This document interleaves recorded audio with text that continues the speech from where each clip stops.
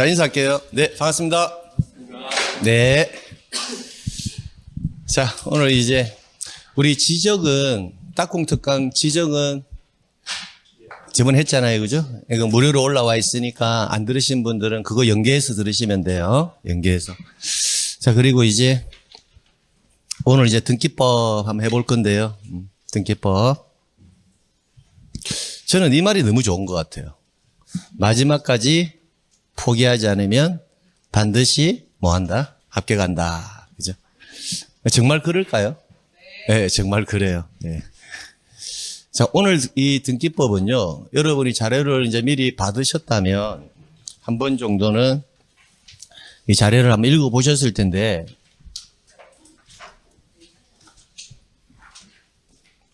자료를 한번 읽어보셨을 텐데, 이 자료 내용을 보면 제가 평소에 이것만큼은 꼭 요 지문에서는 요거는 꼭 알고 가세요 하는 거 위주로 해가지고 정리가 되었다는 것을 아마 알 수 있을 거예요. 그래서 이제 우리가 등기법은 제가 두 가지라 했잖아요. 두 가지. 등기법은 단순히 뭐 해야 한다? 암기해야 되는 것도 있고, 항상 시각화를 시켜가지고 지문을 해석하는 게 있다라고 말씀드렸죠. 단순히 암기하는 게 한 50%, 시각화해서 하는 게 뭐다? 한 50% 정도 된다고요. 그러니까 대표적으로 예를 든다면, 우리 등기 신청서의 필요적 기록상 이런 것은 부, 원, 일, 목, 신, 필, 관 이렇게 해서 암기해가지고 풀잖아요. 그죠? 그리고 각각의 권리에 맞게 뭐 지상권이라면 부, 원, 일, 목, 신, 필, 관 플러스 지상권 설정의 목적과 지상권 설정의 범위가 필요적 기록사항이다. 뭐 이런 내용들은 뭐 한다? 단순히 암기사항들이잖아요. 자, 그런데 실제로는 시각화시키는 것도요, 시각화시키는 것도 최종적으로는 다 뭐 해야 한다? 암기는 해야 되는데, 이 암기와 이 암기는 느낌이 다르다고요. 이 암기는 지적법처럼 그냥 머릿속에 암기되어 있으면 문제를 풀 수 있는 거예요. 근데 이 암기는 이게 시각화가 50%라 했는데 시각화를 시키지 않으면 내용을 모르는 상태에서 그 자체를 암기해버리면 내용의 변화가 굉장히 다양하거든요. 그러니까 시각화를 시키지 않고는 암기 자체가 안 된다라는 거예요. 가령 예를 들어서 우리가 채권자 대의 신청이 시험 문제가 만약에 나오잖아요. 그럼 채권자 대의 신청 나오면 제가 그냥 문제 읽지 말고 반드시 갑, 을, 병 이렇게 시각화를 시켜놓고 문제 풀이를 하잖아요. 그렇게 해야지만 암기가 되는 것들도 있다라는 거예요. 그런 애들이 한 50%거든요. 근데 시험 문제를 지금 현재, 지금 우리가 지금 6월 달이잖아요. 아직까지 공시법, 등기법 공부가 완전하지 않기 때문에 지금 느끼는 체감은 뭐다? 단순 암기사항이 나는 문제가 풀기가 좀 편해. 이런 느낌이거든요. 근데 지금 제가 항상 이야기하지만 우리는 10월 26일 날 시험 치러 가는 사람이지 내일 당장 시험 치러 가는 사람은 아니잖아요. 그죠?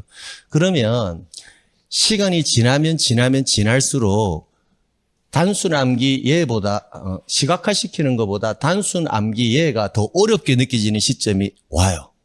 시각화시키는 것은 그 지문을 그대로 읽고 내가 해석만 할 수만 있으면 바로 풀어낼 수 있는 것들이거든요. 근데 이 해석하는 것 자체가 아직까지 좀 미흡하다라는 거예요.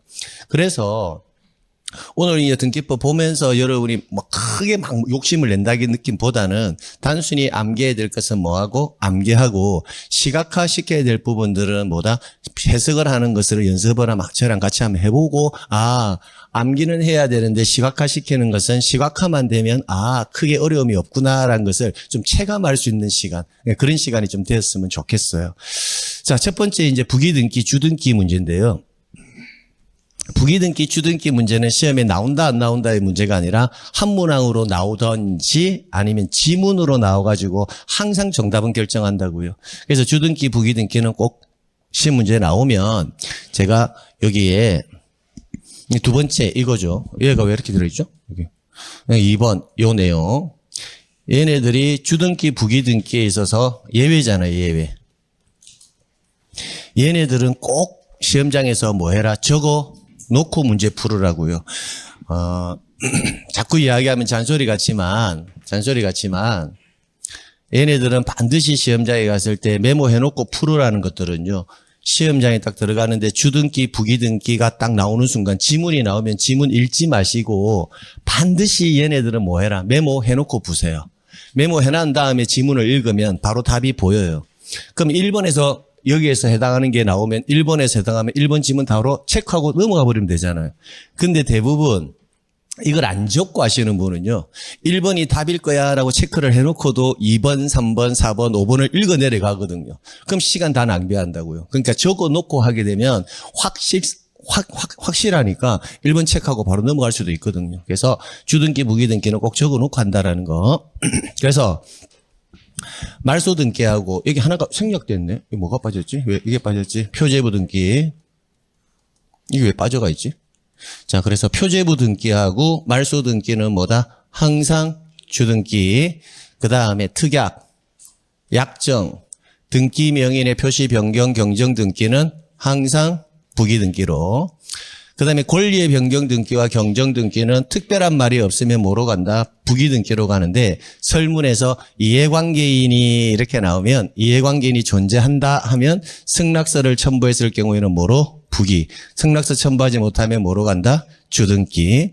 전부 말소회복은 항상 주등기. 일부 말소회복은 항상 부기등기.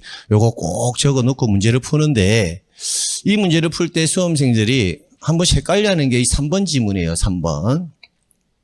권리의 변경 등기와 경정 등기라고 하니까 우리가 대부분 권리의 변경과 경정 등기 예를 들 때는 항상 소유권 이외의 권리만 예를 들다 보니까 전세권 변경, 저당권 변경, 지상권 변경은 이것을 적용해서 푸는데 소유권 변경과 소유권 경정이 나오면 소유권은 다른 거 아닌가 이렇게 생각하시는 분들이 많더라고요.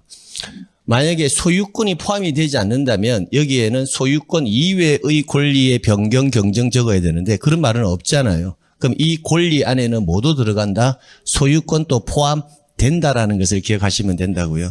자, 그래서 1, 2, 3, 4번 딱 적어놓고 하면 일단 한 문제 덜커덕 걸려드는 거예요. 자, 그리고 나서 주등기, 부기등기와 관련해서는요.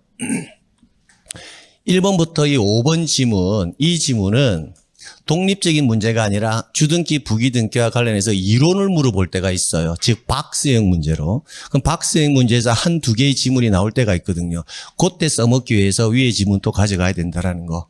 부기등기 순위는 뭐에 따른다? 주등기 순위에 따르고 한 개의 주등기에 대한 부기등기 상호간의 순위는 그 등기 순서에 따른다. 그럼 이 말은 뭐예요? 한 개의 주등기에 만약에 이렇게 두 개의 부기등기가 있다면 1부기 1호도 1순위고 1부기 2호도 몇 순위다? 1순위잖아요. 그러면 둘 다 우열관계가 없잖아요. 그죠? 이렇게만 보면 이때는 전후에 따른다. 선후. 먼저 성립된 것이 순위가 빨리 확정되었다라는 겁니다. 그 다음 부기등기에 부기등기도 가능하다. 이 지문 또 사례가 나왔을 때는 항상 사례로 나오는 지문이 환매권 이전 등기죠. 환매권 이전 등기. 이게 항상 사례로 나오거든요. 그럼 일단 환매권 등기가 무슨 등기인지부터 판단하셔야 되잖아요. 그죠? 환매 특약 등기는 뭐로 간다? 부기 등기죠. 환매권 등기 자체가 뭐다? 부기 등기거든요. 그럼 이 환매권의 무슨 등기? 이전 등기. 이전 등기는 소유권 이전 등기를 제외한 모든 이전 등기는 다 뭐로 간다? 부기등기로 가거든요. 그러니까 이 이전 등기도 뭐로 간다? 부기등기니까 환매권 이전 등기는 부기등기에 뭐로 간다? 부기등기로 간다라는 것을 알 수가 있죠. 여기서 알 수 있는 것은 부기등기에 부기등기도 가능하다라는 것을 기억하시라는 거예요. 자, 그 다음 주등기가 말소되면 부기등기는 등기한이 어떻게 말소한다? 직권 말소한다. 우리가 직권 말소에서 목수 1, 2에 환매, 중간, 당해가처분 등기 해놓고 조건을 암기를 했잖아요. 그럼 선생님 직권 말소인데 왜 이거는 우리 조건 안에 없나요? 이거는 굳이 암기 안 해도 알 수 있잖아요. 주등기가 소멸되면 부기등기는 애초부터 있을 수가 없어요. 1번 등기가 있고 1부기가 있으면 1번 주등기가 있기 때문에 1부기 1호가 있을 수 있는 거잖아요. 그럼 이게 없으면 이게 있을 수가 없죠. 그러니까 이때는 이 등기는 어떻게 말소한다? 직권 말소한다라는 개념이 만들어지는 겁니다. 자, 그렇게 해서 5번 지문은 중복이네요. 됐고요. 자, 그 다음 이제 여기서 이제 판단을 할 건데 한번 저랑 같이 전체적으로 한번 보자고요. 보는데 금방 우리가 예외라고 적어놓은 거 있잖아요. 그거부터 먼저 한번 걸러내놓고 나머지 거 보러 갈게요. 자, 이전 등기는 소유권 이전 등기는 뭐다? 주등기고 소유권 이외의 권리의 이전 등기는 뭐로 간다? 부기등기. 이거 한번 생각해 보면 우리가 기본적으로 원칙은 주등기 부기등기의 원칙은 크게 소유권 권리는 소유권이거나 소유권 이외의 권리이거나 두 개 중에 하나잖아요. 그죠? 소유권을 목적으로 해서 파생되는 등기들. 이런 등기들은 등기의 형식이 뭐다? 주등기고요. 소유권 이외의 권리를 목적으로 파생되는 등기들은 뭐로 간다? 부기등기로 가거든요. 그럼 우리가 판단한 예외 있잖아요. 예외를 제외하고 나면 내 예외 안에가 없어. 이렇게 하면 이 등기 판단할 때는 내가 판단해야 될 등기가 소유권을 목적으로 해서 나왔는지 소유권 이외의 권리를 목적으로 해서 나왔는지를 보고 판단하면 된다고요. 우리가 예외에 적은 등기에는 이전 등기는 있었어요? 없었어요? 없었죠. 예외에 없었잖아요. 그죠? 그럼 소유권 목적이냐 아니냐를 보고 기준을 하면 된다고요. 그럼 이전 등기는 어떤 권리를 목적으로 해서 파생되는 거다? 소유권을 목적으로 해서 파생되니까 뭐로 간다? 주등기. 소유권 이외의 권리를 목적으로 해서 파생되니까 뭐도? 부기등기. 이렇게 가는 거예요. 그럼 설정등기를 보면 설정등기는 소유권 이외의 권리가 창설될 때 쓰는 말이 설정이잖아요. 전세권 설정, 저당권 설정, 지역권 설정 이렇게요. 그럼 설정등기는 기본적으로 어떤 권리를 목적으로 한다? 소유권을 목적으로 하니까 주등기가 될 것이고 근데 소유권 이외의 권리를 목적으로 설정되는 경우도 있겠죠. 가령 예를 들어서 여러분이 알고 있는 전전세권 설정 이런 거 나올 수 있잖아요. 그죠? 근데 설정 등기인데 어떤 권리를 목적으로? 전세권을 목적으로 설정이 되니까 이때 설정 등기는 뭐로 간다? 부기등기. 그러면 설정 등기는 항상 주등기다라는 말을 쓸 수는 없구나라는 것을 알 수 있죠. 또 대표적으로 주의해야 될 게 뭐냐면 저당권 설정 같은 경우도 좀 조심하셔야 되죠. 저당권 설정. 저당권 설정은 소유권을 목적으로 저당권 설정을 할 수도 있고 저당권 설정 등기는 지상권이나 전세권을 목적으로 해서 저당권 설정을 할 수도 있잖아요. 그럼 지상권이나 전세권을 목적으로 저당권 설정하면 뭐로 간다? 부기등기. 그럼 이런 지문에서 주등기 부기등기를 출제인이 내는 이유가 이런 거예요. 주등기 부기등기를 정확하게 판단하고 있다는 말은 달리 말하면 그 주어진 등기가 어떤 등기인지를 알고 있다라는 거예요. 그 등기가 무슨 등기인지를 모르면요. 주등기 부기등기를 논리적으로 판단할 수가 없거든요. 그러면 저당권 설정 등기라는 것은 소유권을 목적으로 할 수도 있고 지상권, 전세권을 목적으로 할 수가 있구나. 그럼 시험 지문에 소유권은 저당권 등기는 소유권, 지상권, 전세권을 목적으로 설정할 수 있다. 이렇게 나오면 지문이 뭐다? O.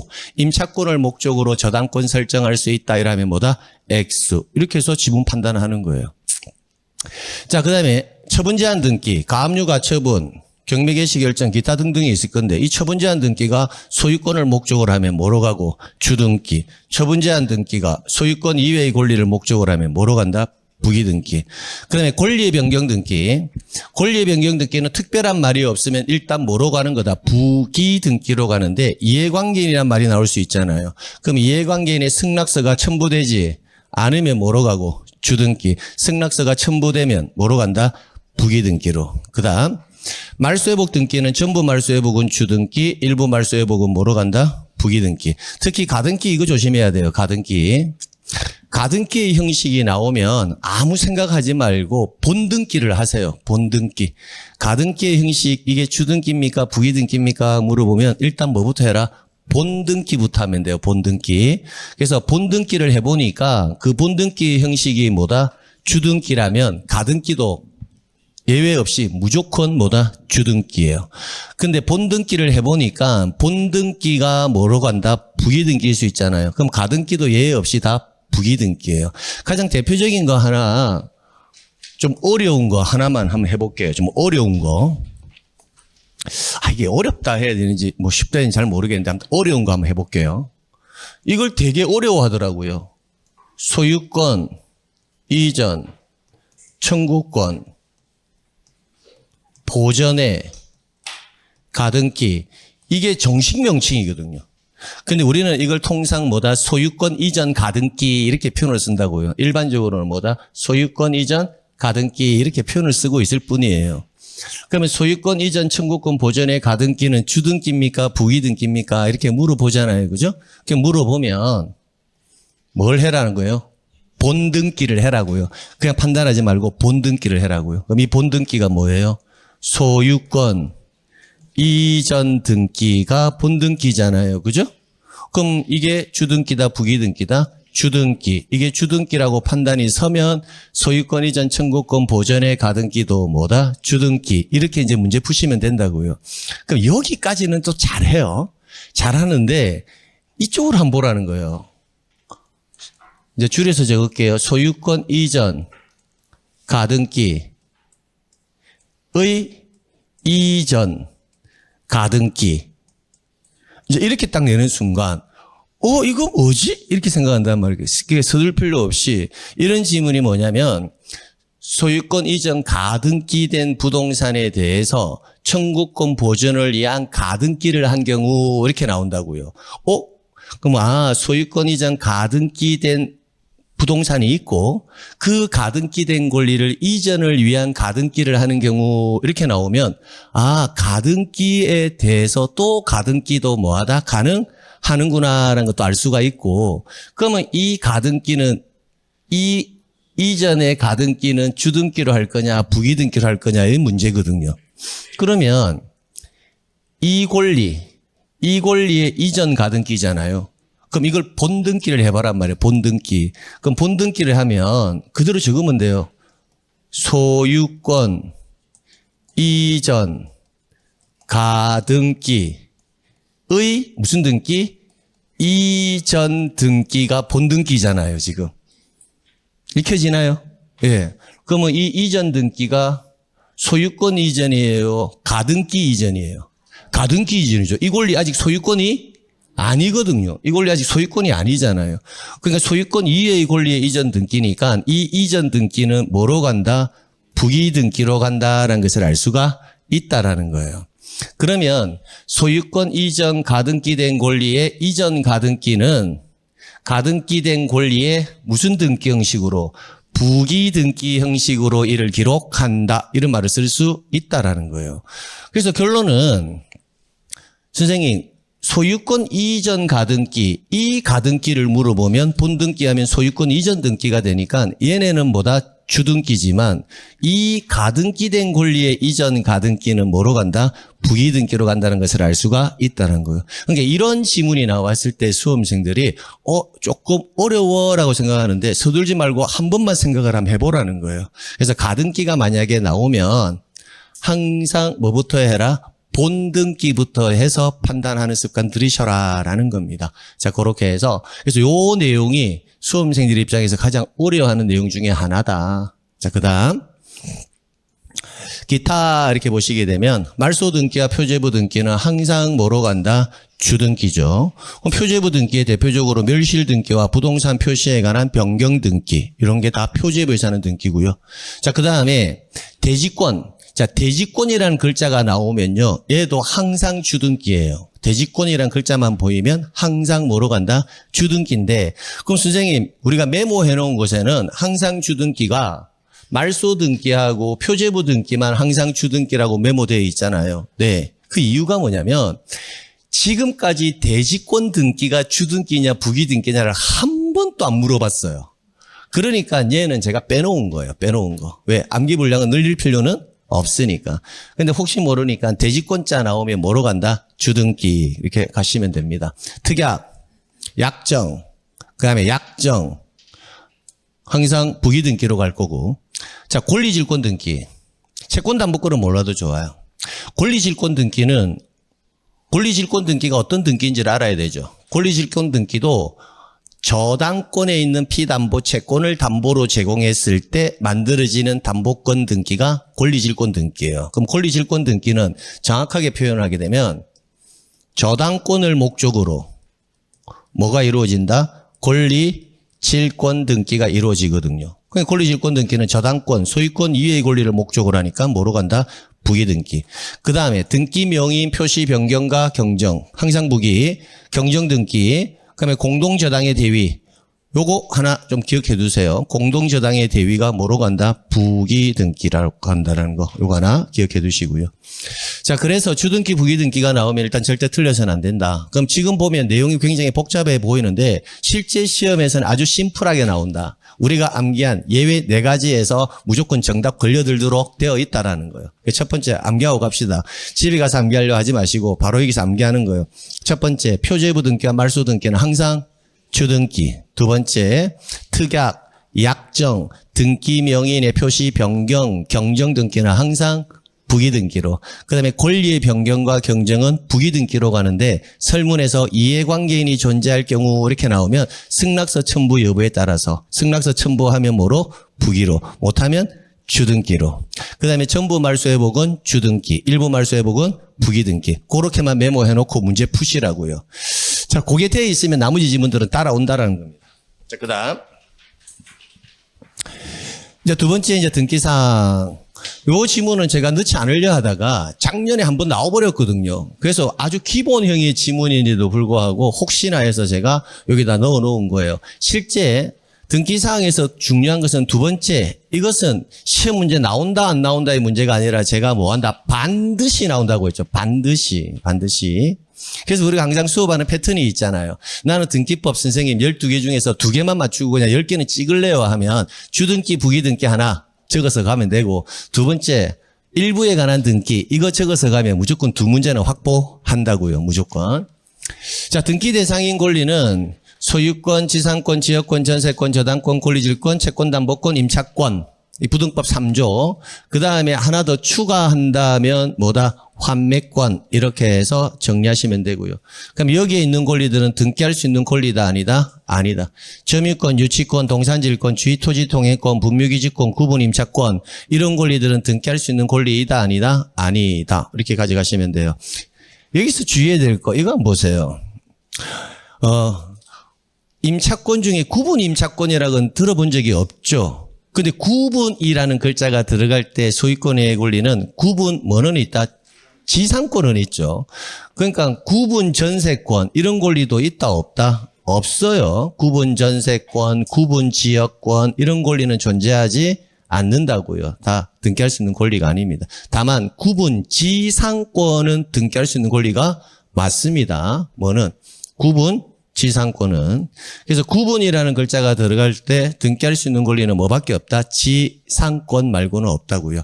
소유권 또 구분 소유권은 가능합니다. 집합 건물에서 아파트 있잖아, 아파트는 단순히 소유권이 아니라 무슨 소유한다? 구분해서 소유한다라는 표현을 쓰거든요. 그래서 구분이라는 글자, 이 지문은 이런 등기가 없는데 출제위원이 여러분을 현혹시키기 위해서 잘 만드는 것들이 얘네들이에요. 그래서 구분 임차권, 구분 전세권, 구분 지역권 이런 권리는 있다 없다? 없다. 이렇게 보시면 된다고요. 자, 그 다음에 일부에 대한 등기 역시 마찬가지다. 반드시 시험장에 갔을 때 뭐 하고 문제 풀어라. 메모하고 풀어야 돼요. 특히 이 지문은 내용을 좀 알면서 암기하셔야 돼요. 내용을 알면서. 내용을 모르는 상태에서 암기하면 해석이 안 되어가지고 못 풀어요. 해석이 안 돼서. 그래서 지금부터 내용에 관해서 제가 설명을 좀 드리도록 할게요. 이거 PDP랍니까, 이걸? 이거 옮기면서 조금 누락된 게 있는가 봐요. 자, 가볼게요. 1, 2, 3, 4번이 세트 지문이죠. 세트 지문이고, 그럼 5번부터 볼게요. 5번. 부동산 일부. 부동산 일부 이렇게 나오면 뭐다? 토지 일부, 건물 일부 두 가지로 나눌 수 있죠.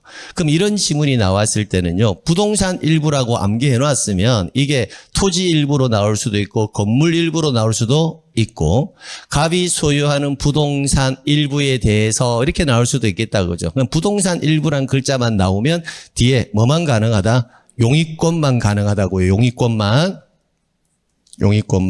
나머지는 허용하지 않는다고요.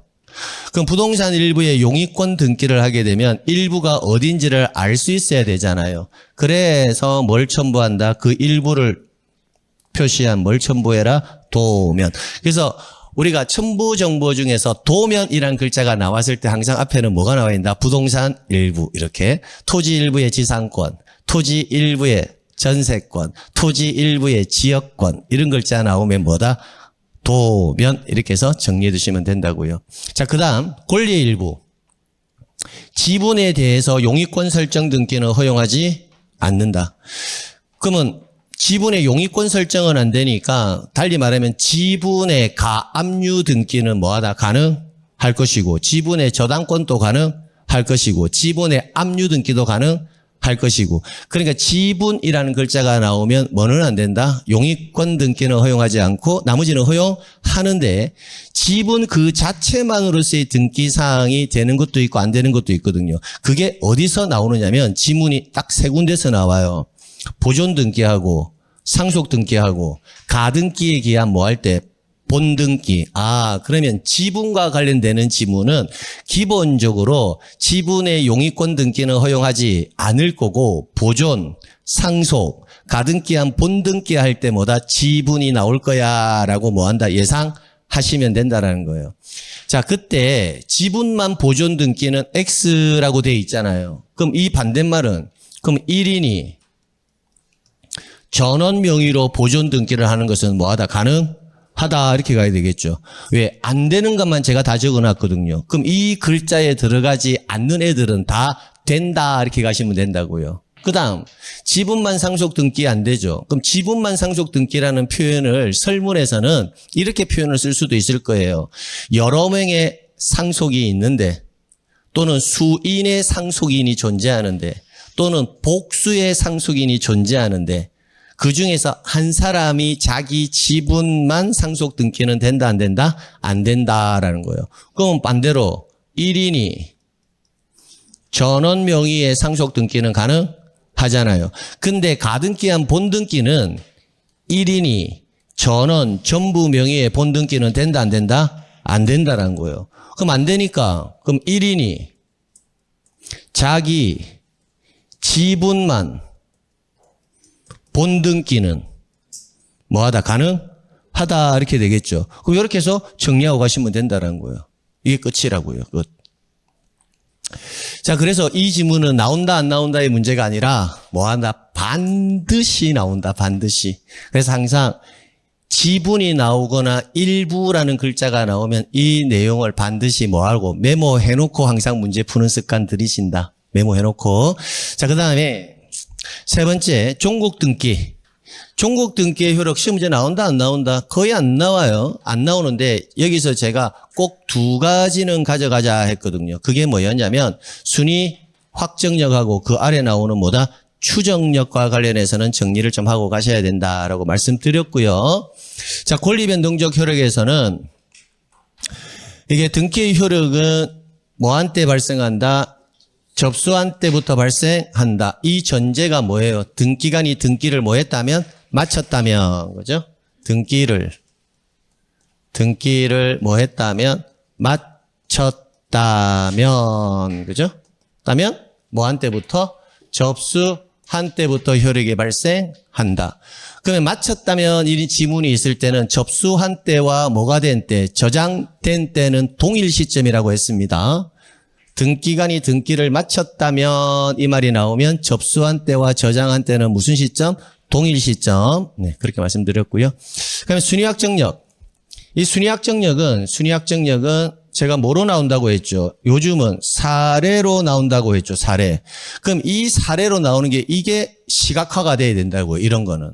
즉, 이 지문을 그대로 암기한 다음에 그걸 시각화시킬 수가 있어야 문제가 해결된다고요. 가령 여기서 보게 되면 같은 구에서 한 등기는 뭐에 따르고 순위번호에 따르고 구가 다르다면 다른 구에서 한 등기는 뭐에 따른다? 접수번호에 따른다. 우리는 이렇게 암기하고 있잖아요. 우리는 이를 어떻게 암기하고 있냐면 동, 순, 별, 접 이렇게 암기하고 있거든요. 근데 과거에는 동, 순, 별, 접 이거 암기하면 같은 구에서는 순위번호, 구가 다르다면 뭐다? 접수번호. 그 원문 그대로 출제를 했는데 지금은 출제원이 그렇게 출제를 하지 않고 34회부터 시험 문제에 변화가 발생했다는 거예요. 그걸 사례로 출제하기 시작했다는 겁니다. 그러면 대표적인 기출지문을 제가 한번 읽어봐 드리면 이런 거예요. 부동산에 대하여 갑 소유 부동산에 대해서 가압류 등기가 격려되고 이후 해당 부동산의 저당권 등기가 기록된 경우 이때는 가압류 등기가 순위가 빨리 확정되었느냐 저당권 등기가 순위가 빨리 확정되었냐의 문제는 순위번호에 따라 결정이 되는 거다. 접수번호에 따라 결정되는 거다. 이런 걸 물어본다라는 거예요. 그럼 부동산에 대해서 한번 적어보면 돼요. 모르겠으면 적으라고 했죠.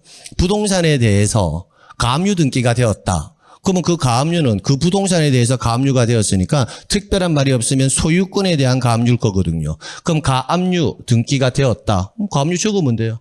그럼 가압류는 소유권에 대해서 가압류를 할 거니까 어디에? 갑구에 기록할 거고 이후에 저당권 설정 등기가 되었다. 이렇게 나오면 저당권은 소유권 이외의 권리니까 저당권 설정은 어디에? 을구에 이렇게 기록이 될 거란 거예요. 그러면 이 가압류와 이 저당권은 순위가 어떤 것이 빨리 확정되었느냐 이렇게 물어볼 때는 구가 같다, 구가 다르다. 구가 다르니까 뭐에 의한다? 접수번호에 의한다. 얘네들은 뭐에 의해서? 접수번호에 의해서 순위를 확정시켜야 되지 순위번호에 의해서 순위를 확정시켜서는 안 된다라는 겁니다. 그러니까 이런 사례로 나온다라는 거예요. 이런 사례. 그럼 사례가 나왔을 때 그 사례를 그대로 시각화시키라는 거예요. 그럼 이게 시각화만 되면 구가 다르네라는 걸 바로 알 수가 있죠. 그러면 접수번호에 의한다. 이건 암기되어 있어야 되고.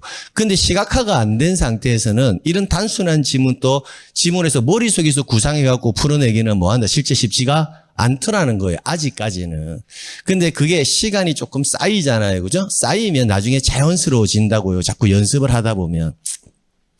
자, 그 다음에 부기등기 순위는 무슨 순위에 따른다? 주등기 순위에 따르고 다만 같은 주등기에 관한 부기등기 사호간의 순위는 그 전후에 의한다. 등기한 순서에 의한다. 가등기에 기한 본등기 순위는 무슨 순위에 따른다? 가등기 순위에 따르고 올해 시험 문제 정답이 5번이었잖아요. 그죠? 말소 회복 등기 순위는 종전 순위를 보유한다. 이 지문이 어떻게 나왔냐면요. 설문에서 갑소유 부동산에 대해서 1순위 저당권 등기가 말소가 되고 이렇게 나왔어요. 1순위 저당권 등기가 말소가 되고 그대로 한번 읽어봐 드릴게요. 1순위 저당권 등기가 말소가 되고 이후 2순위 저당권이 기록된 후 1순위 저당권 등기를 회복 등기 시 이렇게 나왔거든요. 그럼 그 말을 정리해보면 1순위 저당권 등기가 말소되고 이렇게 나왔으니까 시각화시킬 때는 그럼 일단은 1순위에 뭐는 있어야 한다? 저당권 등기는 일단 있어야 된다는 거잖아요. 그리고 1순위 저당권이 말소된 후 이렇게 나왔으니까 1순위 저당권을 뭐 시키자? 말소를 시키자라는 거예요. 말소를. 이렇게. 그리고 나서 시험 지문에 이후 2순위 저당권 등기가 격려되고 이렇게 나왔어요. 그럼 이후에 2순위 저당권 설정 등기가 Y은행으로 격려되고 해당 1순위 등기를 회복할 경우 이렇게 나왔다고요. 그럼 해당 1순위가 회복이 된다라는 말은 1순위 저당권이 부적법하게 말소되었다는 것을 의미하죠. 그럼 1순위를 다시 뭐 시켜야 한다? 회복시켜야 된다고요. 그럼 이때 이 회복 등기는 종전의 순위와 효력을 그대로 보유하거든요. 그러면 나중에 우선 변제권을 가져갈 때 2순위가 1순위에 우선한다 이러면 OX, X 그게 정답이었다고요. 1순위가 2순위보다 뭐한다? 빠르죠. 왜? 회복 등기는 종전 순위와 효력을 그대로 보유하기 때문에 1순위가 빠르고 2순위가 그 뒤에 들어와야 되지 2순위가 1순위보다 빠를 수는 없다라는 거예요. 그래서 요 사례가 나왔거든요. 그럼 시각화를 시키면 실제 이거 당연한 거예요. 당연한 게 아니에요. 당연한 건데 이게 지문으로 서술형으로 세 줄짜리가 나오잖아요. 나오는 순간 수험생들은 이 뭐지? 아, 어려워. 여기서부터 시작한단 말이에요. 그러니까 항상 시각화시킬 수 있는 지문들은요. 실제 단순 암기형 지문보다 더 쉬워요. 왜? 출제인이 친절하게 그 실체 관계를 다 적어주기 때문에. 근데 그걸 적어주는 것을 이렇게 시각화시키는 과정이 뭐하다? 어려울 뿐이고 이것만 되면 다 해결된다고요. 근데 정작 중요한 게 시각화를 시켰다 하더라도 하더라도 이거는 암기되어 있어야 된다는 거예요. 이 5번. 말소 회복 등기 순위는 무슨 순위? 종전의 순위와 효력을 그대로 보유한다. 이게 암기되어 있어야 시각화 시켰을 때 해결할 수가 있잖아요. 그래서 시각화되는 것들은 암기는 실제로는 시각화된 것만 해석만 할 수 있으면 대부분 다 해결된다는 거예요. 그래서 시각화된 것만 점수를 끌어올리면 등기법 9개, 10개까지 충분히 가능하다라는 거예요. 9개, 10개까지. 그래서 절대 포기하지 말라는 거죠. 그 다음에 대지권에 대한 등기로서 효력이 있는 등기와 대지권 목적인 토지 등기 기록 해당 구에 한 등기의 순서는 뭐에 따른다? 접수번호에 따른다. 그럼 이 지문은 또 어떻게 나왔느냐? 대지권의 개념을 알고 있느냐 모르느냐를 알고 있어야 시각화시킬 수가 있는 거였거든요. 뭐냐면 6번 지문을 기출지문을 그대로 제가 해석해 드릴게요. 6번에 나대지가 뭐예요? 나대지는 건축물이 없는 토지잖아요. 그죠? 그럼 나대지에 결혼 시간에 확실히 배우고 이 나대지에 근저당권 등기가 격려된 거예요. 띵. 이 나대지에 뭐가 격려되었다? 근저당. 여기에 근저당이 먼저 되고 이후에 대지권 등기가 되었다 이렇게 나오거든요. 그럼 나대지에 뭐가 근저당이 되고 이후에 뭐가 되었다? 대지권 등기가 되었다 이렇게 나왔거든요. 그럼 대지권이라는 개념을 알고 있어야 된다는. 그럼 대지권이라는 것은 건축물이 없는 상태에서는 대지권이라는 말을 쓸 수가 없어요. 일단 위에 구분 건축물이 존재해야 되고 이렇게 위에 구분 건축물이 이렇게 뭐한다? 존재해야 되고 두 번째 이 토지를 건물과 뭐한다? 분리 처분할 수 없도록 묶어주는 등기가 뭐다? 대지권 등기거든요. 대지권 등기. 그러면 근저당이 빨라요? 대지권이 빨라요? 근저당이 빠르죠. 그럼 이때는 뭐가 빠르다? 근저당권이 대지권에 뭐한다? 우선한다. 이 지문이 나왔다고요. 이 지문. 자, 됐습니다. 이제 그런 식으로 그러면 이 순위 확정력은 이 자체만 암기는 일단 되어 있어야 되고 이 자체를 가지고 출제인이 심플하게 뭐한다? 사례형으로 내줄 때 절대 서둘지 말고 어렵다 생각하지 말고 천천히 저처럼 뭐 시키면 된다? 시각화를 시켜보면 돼요. 그러면 답은 보인다라는 거예요. 그래서 이런 거 정리를 좀 잘해두고 가셔야 된다. 자, 그 다음 추정력. 추정력과 관련해서는 제가 여러분에게 뭐라고 말씀드렸냐면 입증 책임.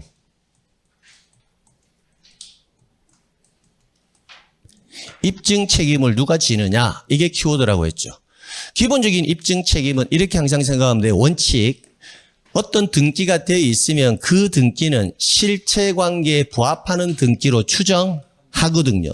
그러면 누군가 그 등기는 실체관계에 부합하지 않습니다라고 주장하는 사람이 있을 거잖아요. 그럼 그 주장하는 사람이 뭘 져야 한다? 입증 책임을 져야 되는 거예요.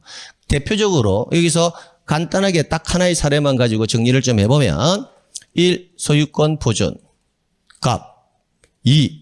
소유권 이전 을 이렇게 돼 있으면 특별한 말이 없으면 2번 소유권 이전 등기는 갑과 을 사이에서 매매 계약을 통해서 을 앞으로 등기되었다. 즉 실체관계에 뭐하는 등기다? 부합하는 등기다라고 추정한다고요. 그럼 추정을 받고 있거든요. 을은 추정을 받고 있는 사람이 이 집 내 거 맞거든요 라고 주장할 이유도 없고 입증할 이유도 없다라고요. 판사가 바라볼 때 을 너가 소유자 맞아. 거의 한 90%는 너가 소유자가 맞아 라고 인정하고 있는데 을이 나서서 내가 소유자입니다 라고 법원에서 입증할 이유는 전혀 없다라는 거예요. 그러면 이 을의 등기는 실체관계에 부합하지 않는 등기입니다 라고 주장하는 자, 그 자가 누굴까? 갑이 주장을 하겠죠. 이 사람 등기는 효력이 없는 등기예요 라고 주장하는 자가 갑일 거예요. 그럼 입증은 누가 져야 된다?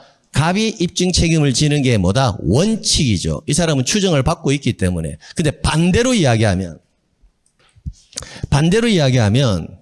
파랑색 이 을의 등기가 추정력을 받지 못할 수도 있잖아요. 그럼 추정력을 받지 못하면 굳이 갑이 입증을 할 필요가 있다 없다? 없다란 거예요. 그때는 누가 입증을 한다? 입증 책임이 전환이 일어나서 을이 추정을 받지 못하니까 내가 갑으로부터 소유권을 정상적으로 취득한 사람입니다 라고 뭘 해야 한다?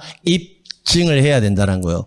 그러니까 원칙과 예를 구분하면 특별한 말이 없으면 실체관계가 부합하다라고 추정하니까 반대를 주장하는 갑이 입증 책임을 지는 게 맞지만 을의 등기가 추정력을 받지를 못한다면 갑이 입증 책임을 질 필요는 없고 을 스스로가 뭐한다? 입증 책임을 진다. 그렇게 정리해 주시면 된다고요. 그러면 대부분 갑이 입증 책임을 지겠지만 을이 입증 책임을 지는 경우는 추정력을 받지 못하는 경우죠. 그러면 뭐를 암기해놔야 된다? 추정력을 받지 못하는 경우는 언제인지를 암기해놔야 된다는 거예요. 그래서 추정력이 부정되는 경우 부동산 표시, 가등기, 허무인, 사망자 명의의 등기는 추정력이 있다 없다? 없다. 이렇게.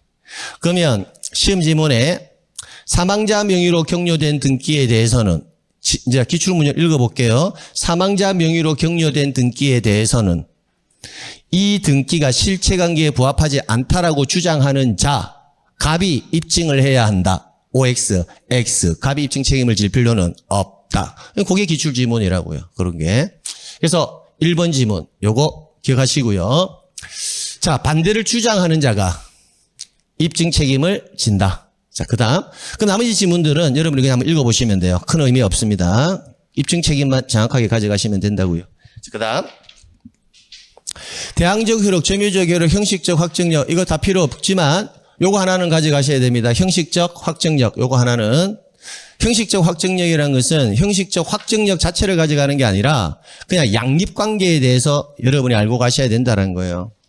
종전의 등기를 말소하지 않고는 그것과 양립할 수 없는 등기는 할 수가 없다. 그럼 시험 문제 이렇게 나오는 게 아니라 사례로 나올 거거든요. 가령 하나의 사례를 들면 1순위 전세권 설정 등기가 격려가 되고 존속기간의 만료로 해당 등기가 무효가 된 경우 이후에 동일 부분에 새로운 을 명의의 전세권 등기, B의 등기는 기록이 될 수 있다 없다? 없다. 그러면 먼저 성립된 전세권 등기가 무효라 하더라도 이 등기를 뭐하기 전까지는 말소하지 않고서는 이 등기와 양립할 수 없는 새로운 등기는 된다 안 된다? 안 된다. 그럼 전세권 등기는 할 수가 없다.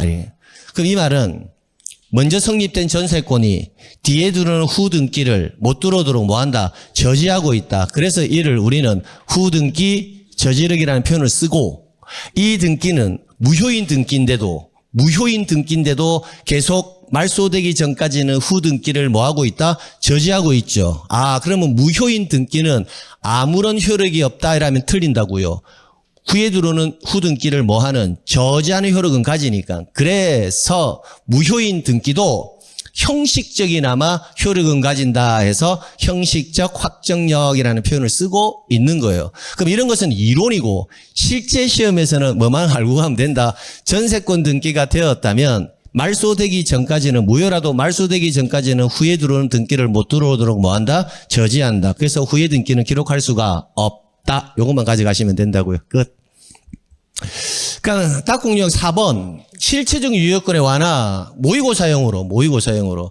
근데 모의고사용인데도 왜 집어넣어놨긴 넣어놨냐면 한 지문씩 나오더라고요. 한 지문씩. 근데 그 한 지문 정도는 여러분이 가져가셔야 돼요. 1대 중간 생략 등기, 모두 생략 등기, 실제와 다른 원인에 의한 등기, 무효의 등기 유용 다 뭐한다? 허용한다. 이렇게. 중간 생략 등기는 토지거래 허가 구역 내에 나오면 그 등기는 뭐다? 유효와 막론하고 무효입니다. 토지거래 허가 구역 내 중간 생략 등기를 유효로 보는 경우는 없습니다. 모두 생략 등기 역시 뭐다? 유효. 실제와 다른 원인에 의한 등기도 뭐다? 유효. 무효의 등기 유용도 허용한다. 다만 표제부 등기는 유용이 된다 안 된다? 안 된다라는 거. 권리의 등기에 대해서만 유용이 허용된다. 이렇게 정리해 두시면 돼요. 자, 여기에서 2번 이 지문은 좀 조심하셔야 돼요. 2번 지문은 좀 조심해야 될 게 뭐냐면 그 이유가 소유권 보존 등기 신청인과 관련해서는 조금 조심해야 될 게 있거든요. 그래서 2번 지문은 보존 등기 때문에 제가 부가 설명을 좀 하고 가겠습니다.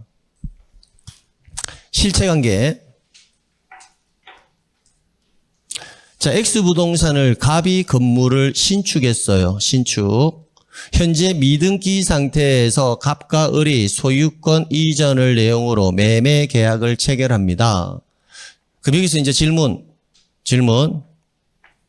보존등기 신청인은요, 갑이에요, 을이에요?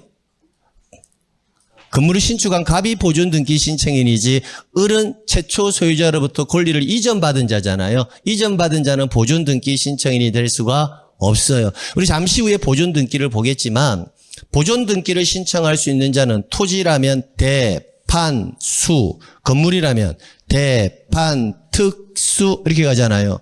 대가 대장상에 최초 등록한 자가 사망하면 그의 상속인, 그 밖에 포괄 승계인까지가 보존등기 신청인이 되거든요. 그러면 대장에서 보존등기 할 수 있는 자는 이 세 사람밖에 없어요. 그러니까 최초 등록한 자로부터 이전받은 자는 보존등기 신청인이 될 수가 없다. 명확하게 해놔야 돼요. 됐죠? 근데 왜 그러냐? 이 상태에서 우리가 정상적으로 등기가 된다면 갑 명의로 보존 등기를 하고 을 명의로 무슨 등기? 이전 등기를 하는 게 이게 원칙인데, 대장상 최초 등록한 자로부터 이전 받은 자 명의로 보존 등기를 신청을 만약에 하잖아요. 신청을 하면 등기관은 야, 을 너는 최초 소유자도 아니고 상속인도 아니고 그 밖에 포괄 승계인도 포함되지 않으니까 너는 보존 등기 신청인이 될 수가 없어라고 등기하는 일을 뭐 해야 한다? 각하를 하는 게 맞단 말이에요. 각하를 해야 되는데 등기관이 이를 간과하고 누구 명의로?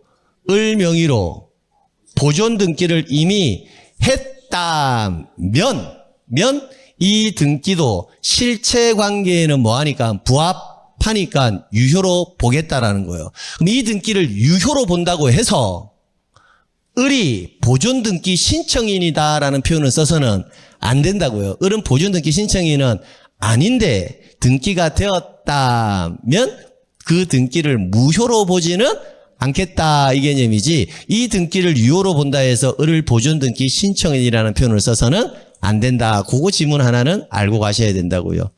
이걸 유효로 보는 이유가 정상적으로 와도 을한테 왔고 소유권 왔고 이 부동산 왔고, 그래서 세 가지 권리의 주체, 객체, 권리의 종류, 이 세 가지만 뭐하면 일치하면 실체관계에 부합하는 것으로 보아 그 등기는 절차상 하자와 흠결이 있어도 뭐로 간다? 유효. 이렇게 해서 끝내버리면 된다고요. 요거 하나만 조심하시면 돼요. 예, 네, 됐습니다.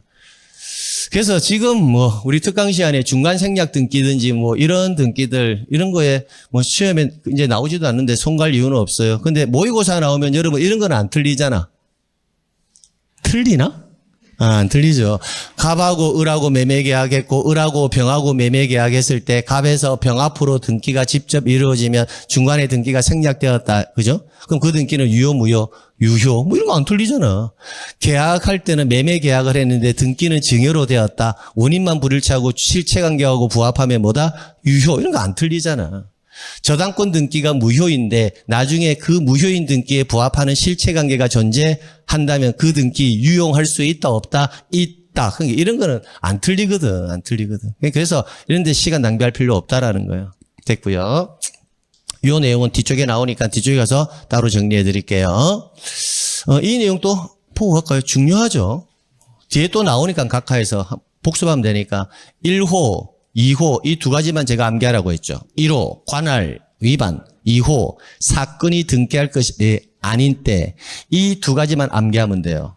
얘네들은 위반에서 이루어지는 등기가 치유가 불가능한 것들이에요. 중대한 하자라는 거예요. 그래서 실체관계의 부합 유무 불문하고 이런 등기들은 당연, 무효, 직권, 말소, 이의신청의 대상 이렇게. 자, 그런데 3호 이하 사유들은요. 3호 이하 사유를 위반하면 등기관이 각하를 해야 돼요. 뭐 출석을 하지 아니했다. 뭐 첨부정보 제출하지 아니했다. 뭐 신청세 기록력과 등기부의 기록이 다르다. 뭐 이렇게 나오면 이 각하 사유인데? 근데 1호 2호는 아니잖아. 그럼 그런 사유들은 이를 간과하고 등기가 격려되었다 하더라도 나중에 치유가 가능하거든. 바로 잡을 수가 있거든요. 변경이나 경정을 통해서. 그래서 실체관계에 부합하면 그 등기는 경미한하자이기 때문에 실체관계와 등기만 부합하면 뭐로 보겠다? 유효로 본다라는 거예요. 그러니까 직권말소의 대상도 아니고 이의신청의 대상도 될 수가 없다. 이렇게 판단하는 겁니다. 여기까지 해서 정리하시면 되는데, 그럼 우리 1교시에서 여러분이 제가 반드시 메모해놓고 풀자라는 게 몇 개였어요? 2개였어요. 그거는 시험장에서 이제 모의고사를 풀든 뭘 풀든 반드시 메모해놓고 푸셔야 돼요. 첫 번째가 뭐다? 주등기와 부기등기 예외 꼭 적어놓고, 두 번째가 뭐다? 일부와 관련해서 지분이 나오거나 부동산 일부 나오면 지분의 용의권 설정 X, 지분만 보존 X, 지분만 상속 X, 1인이 전부 명의, 전원 명의의 본등기 X. 그럼 나머지는 다 가능해. 이렇게. 그러니까 부동산 일부 나오면 뭐만? 용의권만 가능. 그럼 나머지는 허용하지 않는다. 부동산 일부의 용의권만 가능할 때 첨부되는 정보가 뭐다? 도면. 이렇게 해서 딱 정리해서 시험장에서 문제 푸시라고요. 그리고 나서 이제 굳이 봐야 된다면 종국 등기의 효력에서는 뭐는 순위 확정력만큼은 이 지문은 뭐 해놔야 된다? 암기해놔야 되고, 근데 이대로 나오기보다는 뭐로 나올 개연성이 높다? 사례형으로 나왔을 때 그 사례가 나오면 포기하지 마시고 반드시 뭘 시켜라? 시각화를 한번 시켜보고 문제를 한번 풀어봐라. 근데 이 지문과 관련해서 나는 선생님 시각화하는 작업이 어떻게 하는지 잘 모르겠습니다 라는 분들은 우리 기출문제집 할 때 34회 문제 때 이 문제가 나왔었거든요. 그 지문을 다시 한번 보면서 스스로 한번 시각화를 한번 시켜보란 말이에요. 그러면 이런 식으로 나오겠구나라는 것을 예측할 수가 있거든요. 자, 그 다음에 추정력과 관련해서는 입증 책임의 문제만 조심하면 된다. 입증 책임은 반대를 주장하는 자가 하지만 스스로가 입증 책임을 져야 될 때가 있다. 왜? 추정력을 받지 못하는 경우. 그럼 추정력을 받지 못하는 경우 몇 개? 4개 정도. 부동산 표시, 가등기, 허무인, 사망자 명의의 등기는 추정력을 인정하지 않는다. 그때는 반대를 주장하는 자가 입증하는 것이 아니라 스스로가 뭐 해야 한다? 입증한다. 이 정도만 가져가시면 된다고요. 자, 그 다음에 실체적 유효권의 완화는 뭐 큰 의미 없습니다, 이제. 그 다음에 딱 공료역 5번. 등기부의 편성 및 공개는 단순 암기사항으로 암기해야 될 것들. 그래서 딱공 5번부터는 조금 쉬었다 정리하도록 합니다. 네.